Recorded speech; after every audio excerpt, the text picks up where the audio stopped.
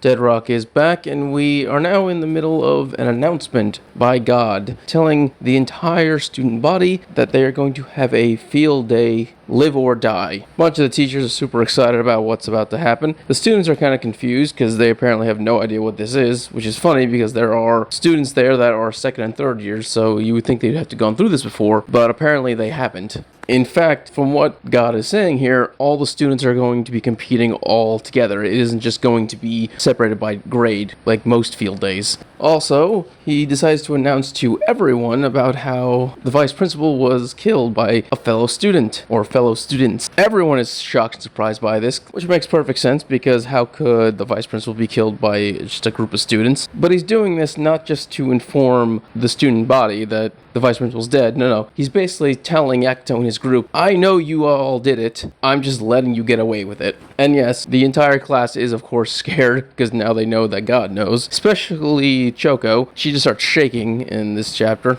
But God does what he always does, that he collapses and celebrates the fact that his students were able to kill the vice principal, saying that was a great achievement. Obviously, this is complete bullshit. He's just pissed off about the book, but for some reason he won't engage directly. He's going in a roundabout way. Still hasn't been explained. Let's be honest, he could easily kill all of them and just take the book. It's not like he hasn't killed teachers and students before. Now, the field day doesn't happen just yet. He basically informs them that it'll happen in a few days, and he tells them they just go back to class now. As for the book, well, apparently it's now with Mago Magi. In a flashback, we get to see the rest of their conversation, and she does agree to open the book. Originally, she was against it because, let's be honest, this is a book involving God, and she has no interest in pissing off him. She doesn't want God to be her enemy. She'd die, brutally. But they're able to convince her otherwise by just telling sad stories, plus the fact that they killed the guy who destroyed her home. And so Mago Magi agrees to unseal the book, but she can't do it immediately like they thought she could. Because it's a seal created by God, it's going to take her a long time to figure it out and undo it. So they are just now in a waiting game, try to survive long enough until Mago Magi can unseal the book and then tell them the secret of God's weakness. With all the trouble they're going through, I have a bad feeling that I think God set this up just to fuck with everyone.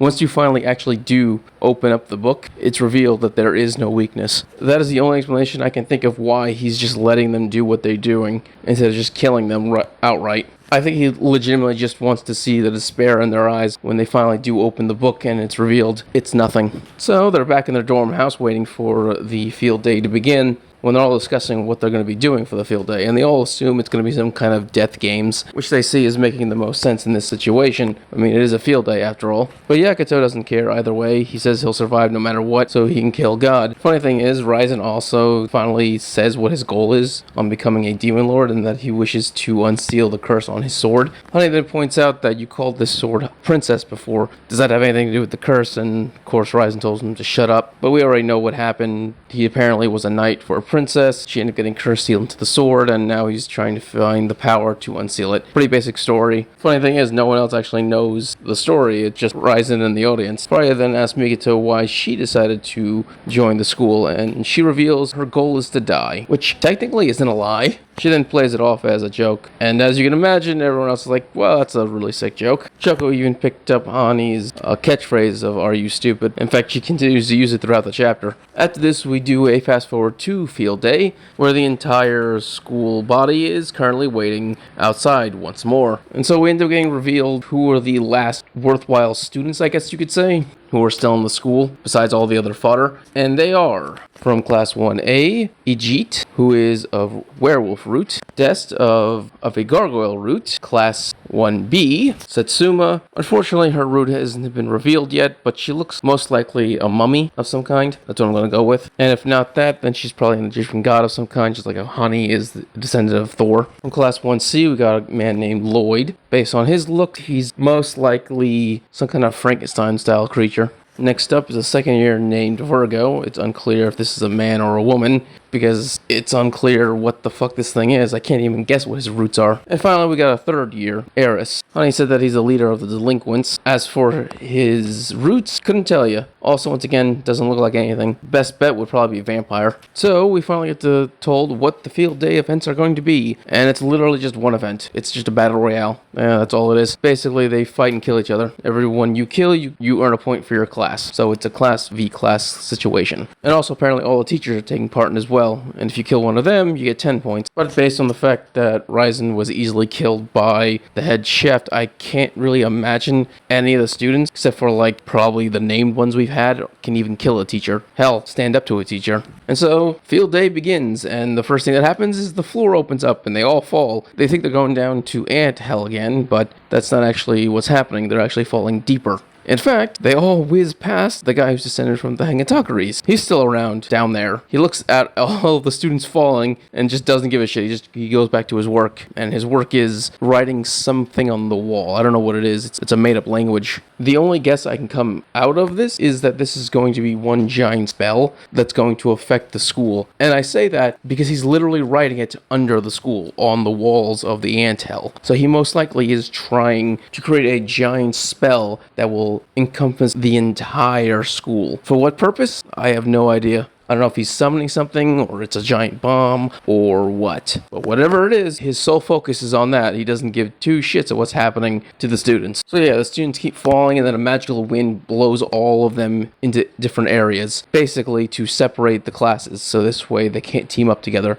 And not just that, but they're all actually pushed through gates, so they're all teleported to where either they're still on floor 666, or they were teleported to a different floor altogether. It's unclear and unsure. All I know is that they seem to be on what looks like an island. I mean, when Yakuto is able to get himself centered, he's in this very luscious green area with a river and a waterfall and some ancient statue. Like, it looks nice. It looks really nice. If it wasn't for the fact they're in the middle of a battle royale, this would actually be a nice vacation spot, honestly. Yakuto is immediately attacked by some no-name student with horns. He kills him easily. Doesn't matter. But when he does kill him, he hears a beeping sound. He looks at his wrist, and all of a sudden he has a watch on him. So yeah, the wind apparently didn't just take you to a gate. It also magically attached a watch that's a counter. Yeah, so all the watches of your class are connected, so every time you or someone from your class gets a kill, your class gets 1 point, as was already stated, 10 if you kill a teacher. And this is how you're able to keep track with your fellow students. And unfortunately, because Yakuto has a one-track mind, he's actually excited about playing this game, because the winner get to go meet God. The only problem is, he still hasn't opened up the book, and if it really does have God's weakness in it, he doesn't know God's weakness, so he just plans to attack God head on without a plan, all because he has a one-track mind.